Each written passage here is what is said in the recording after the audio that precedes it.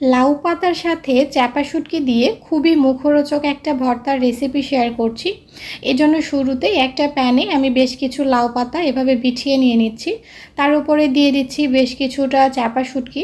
শুটকিগুলোর আমি মাথাটা ফেলে খুব ভালোভাবে পরিষ্কার করে নিয়েছিলাম। দিয়ে দিচ্ছি বেশ খানিকটা রসুনের কোয়া, আর তার সাথে মাঝারি সাইজের 2টা পেঁয়াজ কুচি।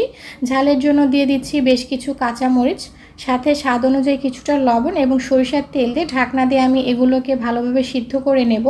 আর এই সময় চুলার আঁচটা কিন্তু একদম কমিয়ে এগুলোকে সেদ্ধ করে নিতে হবে। লাউ পাতাটা ভালোভাবে সেদ্ধ হয়ে আসলে এভাবে নাড়াচাড়া করে এগুলোকে একটু ভাজা ভাজা করে নিয়ে নামিয়ে নিতে হবে। এবার আমি ভর্তাটাকে পাটায় বেটে নিচ্ছি। যে কোনো ভর্তা পাটায় বেটে করলে কিন্তু এর স্বাদ আরও বেশি হয়। তো ভর্তাটা বেটে নেওয়া হয়ে গেলে সামান্য কিছুটা কাঁচা পেঁয়াজ আমি এভাবে আলতো করে বেটে নিচ্ছি। এরপর সব কিছুকে একত্রে ভালোভাবে মিশিয়ে নিলেই কিন্তু মজার এই ভর্তাটা একদম রেডি।